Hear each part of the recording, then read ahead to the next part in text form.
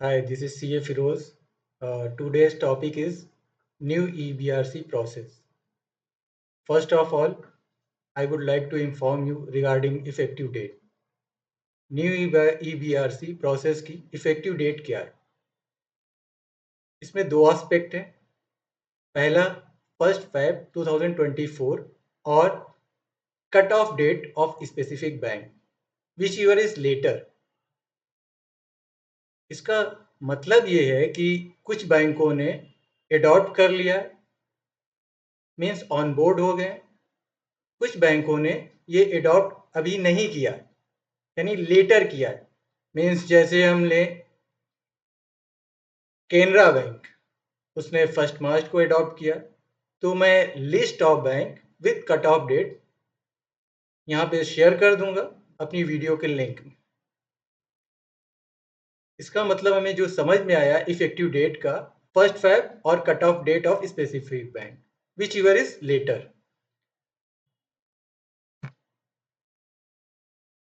Before understanding new process, we need to understand old process.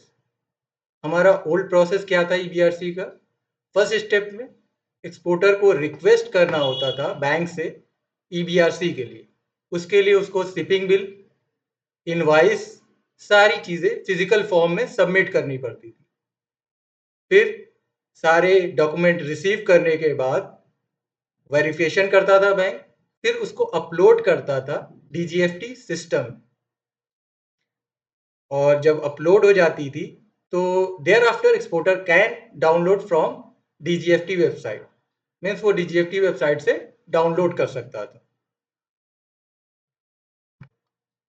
As compare to old process, in new process there is no bank in the picture. Means bank का involvement कम कर दिया गया. First of all exporter क्या है?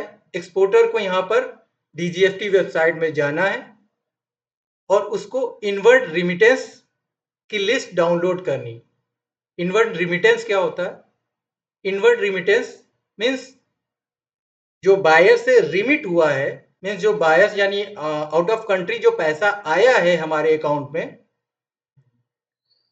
उसके message को inward remittance message करते हैं. ये बैंकिंग चैनल के थ्रू ऑटोमेटिकली DGFT वेबसाइट में अपडेट हो जाता है. एक्सपोर्टर का सिर्फ इतना काम रहेगा कि वो लिस्ट डाउनलोड करे, फिर उसके बाद उसको शिपिंग बिल और इनवाइस से मैच करे. मैच करने के बाद फिर उसमें एक टैब हाईलाइट होता है DGFT वेबसाइट में, क्रिएट द EBRC. उसमें सारी रिलेवेंट इंफॉर्मेशन फिल करेगा. Thereafter exporter can download the EBRC from new system DGFT website. इस तरह से नया EBRC सिस्टम वर्क करता है. इसमें कई क्रिटिकल इश्यूज हैं, वो हम नेक्स्ट वीडियो में डिस्कस करेंगे. After understanding old and new EBRC process, we need to understand what is the advantages of new EBRC process. हमारे एडवांटेजेस क्या है जो कि हम लोग हमारे DGFT ने हमको कन्वर्ट किया है न्यू EBRC प्रोसेस में? पहला सबसे important, no EBRC charges.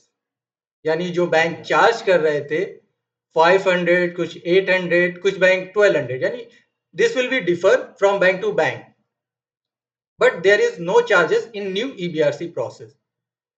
Secondly, हमें क्या है, बार बार बैंक विजिट नहीं करना पड़ता EBRC के लिए, क्योंकि ये क्या है, self certification by exporter.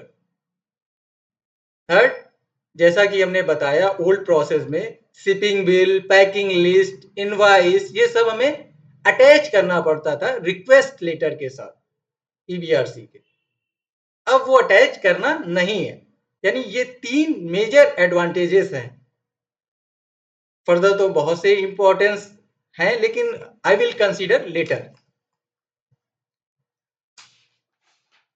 Thank you for watching my video.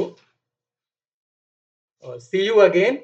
I will come back with some latest and critical issues on new EBRC system. Thank you.